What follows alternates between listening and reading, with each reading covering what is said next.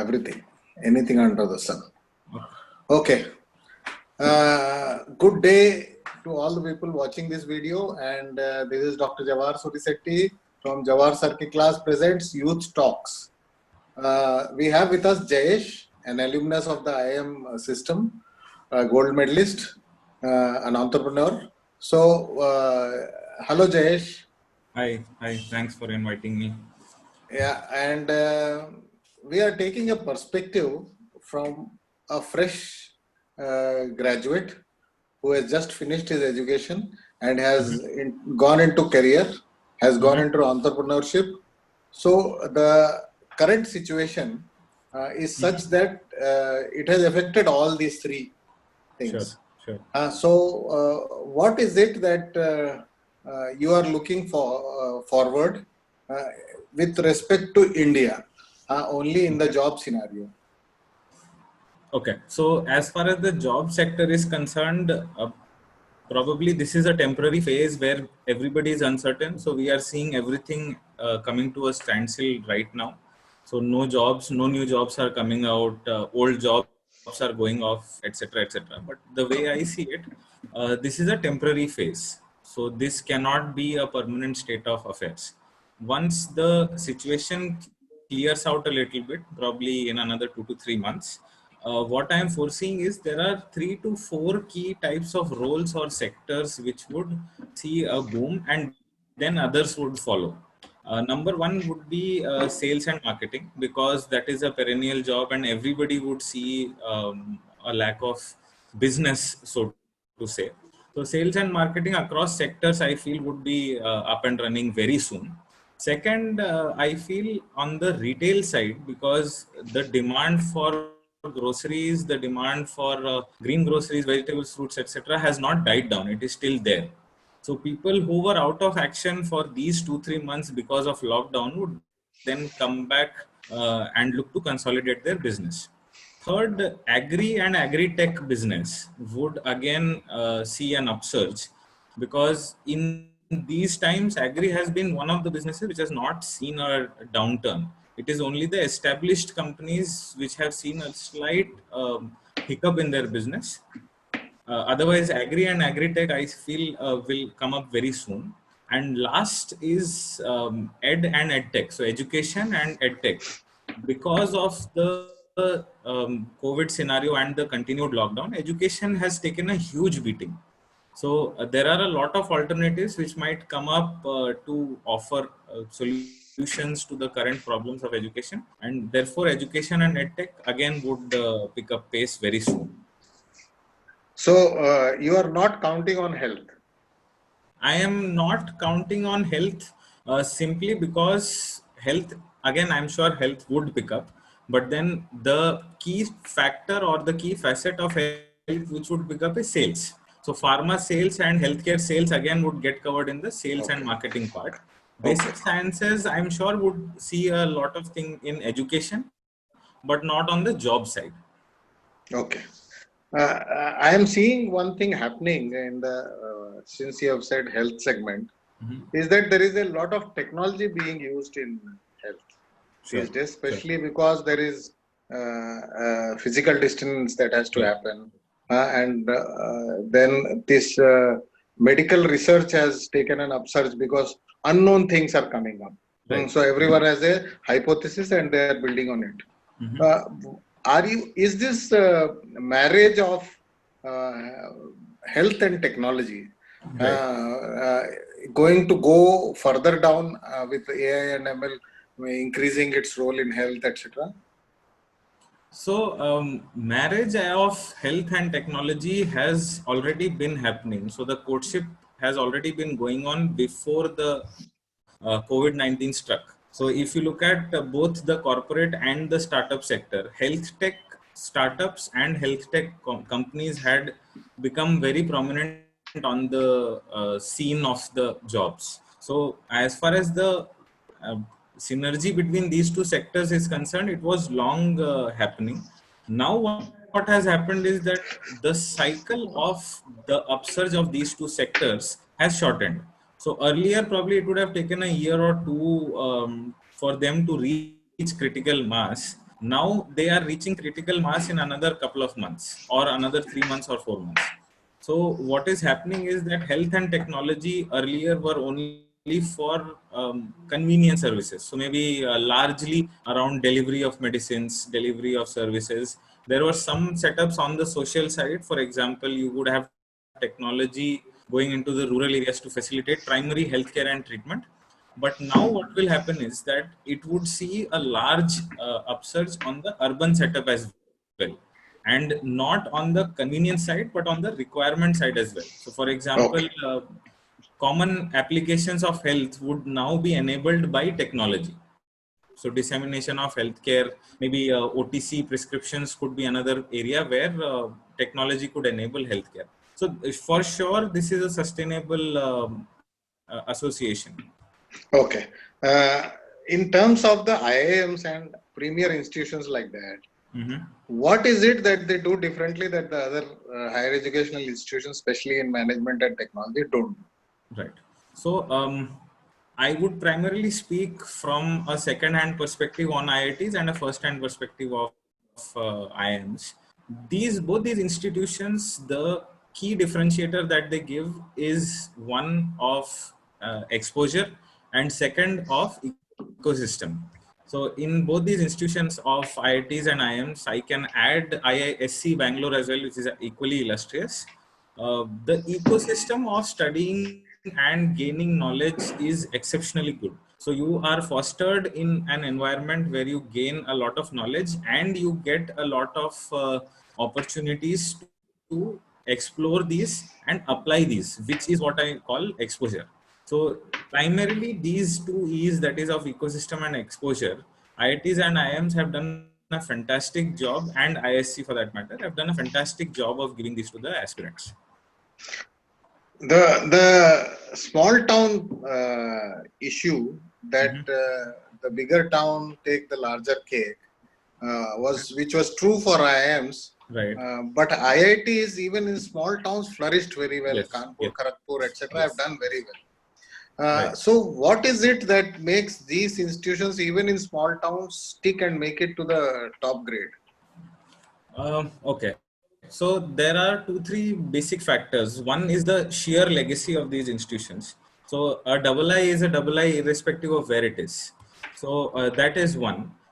Second, there is a concept of mentor institutions. So IIM Raipur, for example, since its inception, it was mentored by IIM Indore. So a lot Yes. of knowledge transfer has happened from the older institutions, which has made these quite effective.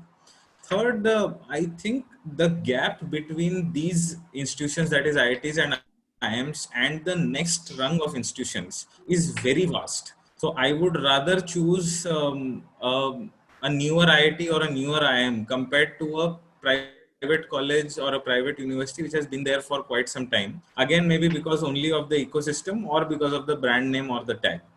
So these factors, I think, have helped the newer institutions of these IITs and IIMs come up very quickly, even though they have been in smaller cities, and to an extent, the local governments also have played a very important role in promoting the brand of these institutions.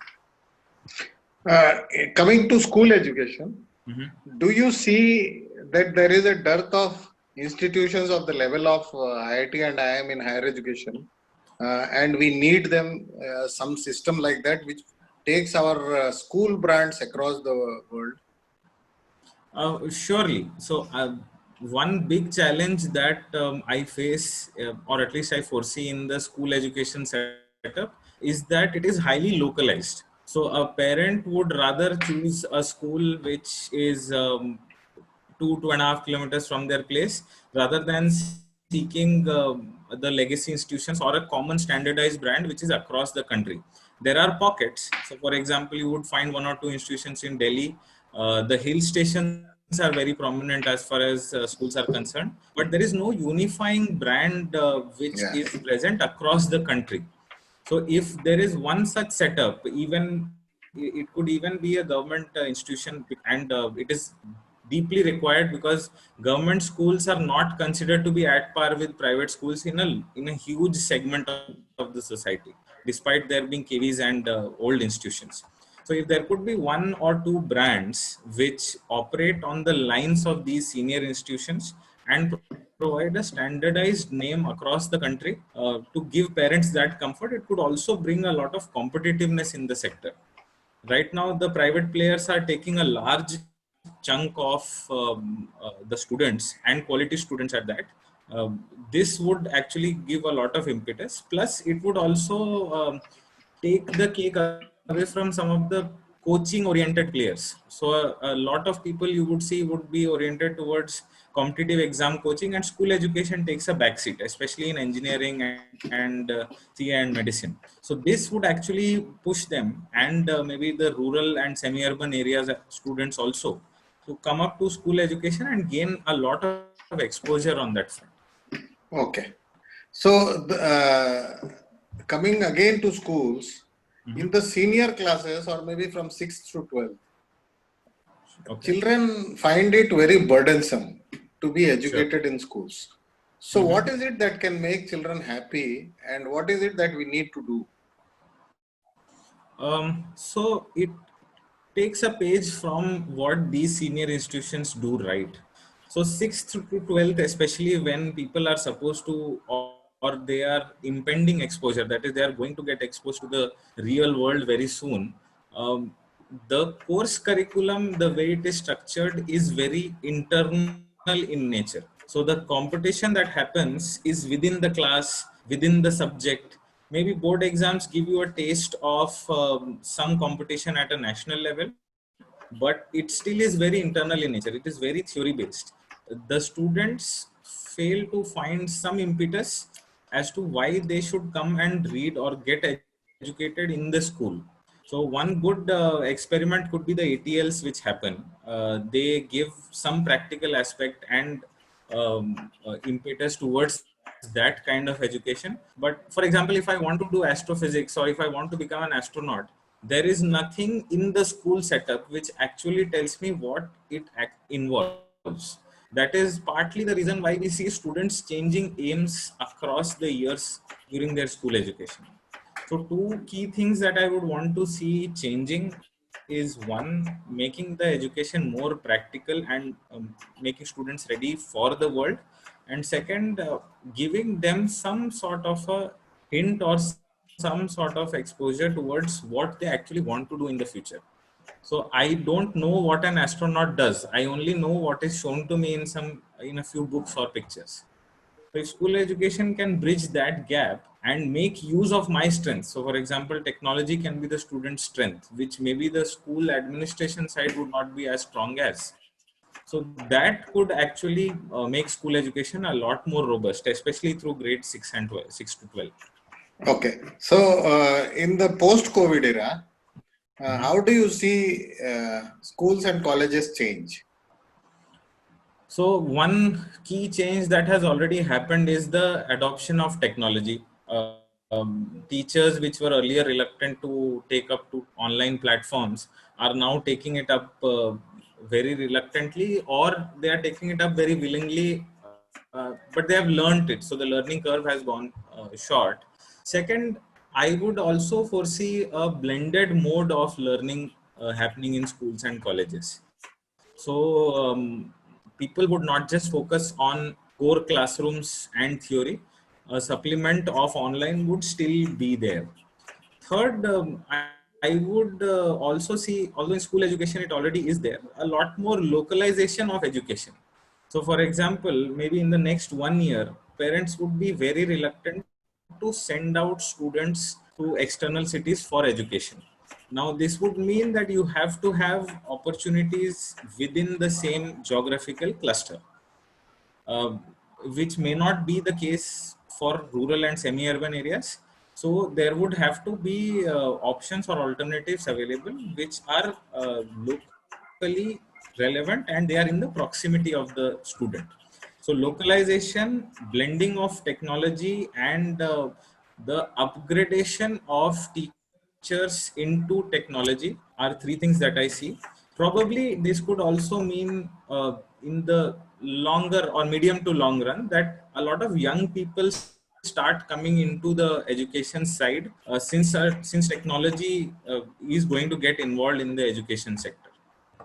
Or is it that they don't get jobs elsewhere? Mix of both, but I would like to look at it optimistically. Okay.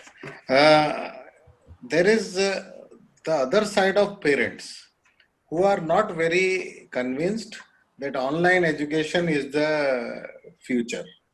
Sure. So how do you make them accept that that is the only way forward? So partly, I think this job has already been done by the COVID-19 pandemic, because the concern for their ward would overcome or overpower the lack of being convinced towards the online education. Secondly, to convince people, I think, especially parents, what we could do is, so there are 2-3 main areas of concern that parents have. One is the social development of the child, that it does not happen through online education. Second is the quality of education. Is it at par with what is done in the school or not? And third is, I think, the ill effects of technology or continued exposure to technology, so long sitting hours, etc. So all these three factors have solutions within what is the evolution of online technology or online education. So quality of education we can showcase through various parameters. The teachers remain the same. Social development, studies have shown that social media is the biggest contributor to social development of a child. So that is by design an online platform. So online education obviously can do, maybe not to that extent, but to some extent it would contribute. Third, as far as the ill effects of technology is concerned, it's just an operational challenge. We can look at structured breaks. We can look at away from keyboard system. A lot of these things are already existing in the gaming industry. So we could also import some inputs from the gaming industry to see how they tackle these concerns and continue to evolve into one of the largest sectors of the world. So fairly parents' concerns can be addressed carefully. Okay, it might sound frivolous, but marriages with the limit of 50 people has had a very rational cut down of expenditure. Sure. Which is forced. People used to spend like mad, but now it has come down forcibly. So is that good, or is it not that people want to celebrate marriages? No, people, I think, at least in the Indian setup, people want to celebrate marriages, and this trend I don't see changing till the time this generation, that is our generation of people, become the decision makers. So the generation of my parents would have seen marriages as a grand affair. They would obviously want to spend, because it is a big milestone for them. My generation or the coming generations may not see it like that. So for them, it would just be a stepping stone. So all this expenditure would simply be frivolous, right? We are already seeing an upsurge in the court marriages or the registered marriages. So till the time the generation prior to us, the generation prior to me is the decision maker, I don't think marriages as an occasion are going to change, especially because they are a socio-economic affair. So you get to showcase a lot of things. But once our generation becomes the decision maker, probably 10, 15 years or so, you would gradually see a downsurge in that. Classic example of this could be the US society or the European societies. Marriages are a small affair there. So maybe 100 member marriage is considered to be a big wedding. So I don't see that changing in the immediate short run. Okay.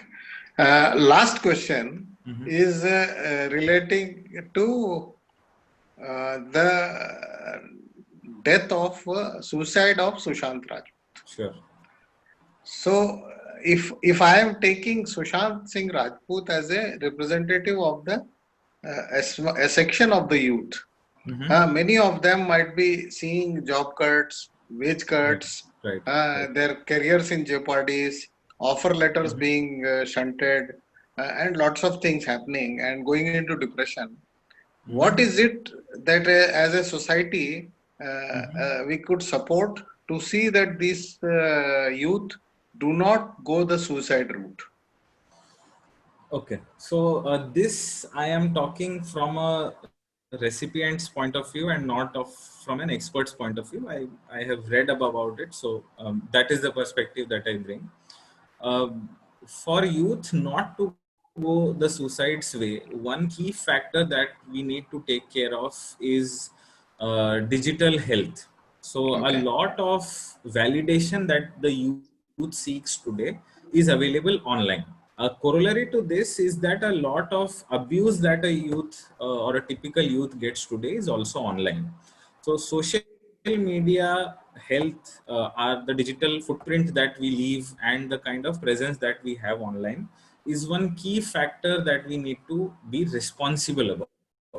So not engaging in cyberbullying and not being a victim of cyberbullying silently are equally important. Second, to an extent, this problem was not faced by the generation earlier to us, but the social development, as far as people interactions are concerned, of us has not happened very maturely. So people interactions, a very bold statement, but people interactions as far as my generation is slightly weaker compared to the generation above me. So as far as possible, we should try and encourage a lot of social elements in the personal life, because parents, since both of them have been working, they might not have enough time or attention to pay to their children, and especially teens and post-teens. Social elements, social interactions, people interactions need to improve a lot, non-virtual people interactions. Third and final point, I think, to steer the youth away from uh, the societal tendencies and other such ill effects is that there are a lot of alternate options which are evolving very, very quickly. For example, in India, 3 years, 4 years earlier, there was no gaming industry. This industry has come to the Indian scene very recently. People who used to think that spending 4 hours on playing games earlier is useless are now becoming professional gamers. So there are a lot of alternatives available, which simply due to lack of awareness and knowledge, people are not even considering. This is especially prominent in semi-urban rural areas. So Sushant Singh Rajput, being the famous icon that he is, his suicide got a lot of exposure. In semi-urban rural areas, this matter would have shut down or kept quiet on the down low. So I think these three factors, that is one, knowledge about alternate options, responsibility on digital presence, and people interactions, non-virtual people interactions. These three factors could go a large way into keeping the youth away from these sort of tendencies. But since you raised the issue of gaming, we see a lot of suicides due to PUBG or Blue Whale or all those. So how do you explain that? Again, simply being responsible. So both these platforms or both these gaming movements that have come up, so PUBG and Blue Whale, these are yet to reach a maturity stage. So there are no protocols in place. In the race to become one of the most successful platforms, these platforms have burgeoned. On the other hand, you see proper official gaming tournaments which happen, so esports they are called. That industry has protocols in place. So I'm sure that as PUBG and other multi-platform gaming setups evolve, they would also put these protocols in place. Blue Whale, I would see as a sham. So I think people would simply have to be aware enough about it and avoid it. So it's just like fake news. You look at it, you avoid it. That's it. But as far as other new nascent platforms are concerned, we'll have to give it time. In the meantime, we can only be responsible. Okay. So am I understanding right that youth are less happier than their previous generation? Youth become no. So I'm saying is that the chances of youth going either extremes is higher. So either they would be extremely unhappy or they would be extremely happy and satisfied. Because you would also see a lot of social entrepreneurs which were missing out in the previous generations. You would also see a lot of young people coming out, speaking out for their causes that they are passionate about, setting up institutions. So the chances of them switching to either of the extremes are higher. Earlier Okay. generation, as per my analysis is concerned, would be slightly more reserved. Okay. Middle path they would take Middle rather path. than this. Yes, Okay. yes, yes. Okay. Thank you very much for giving time, and best of luck in your future endeavors. Thanks for having me.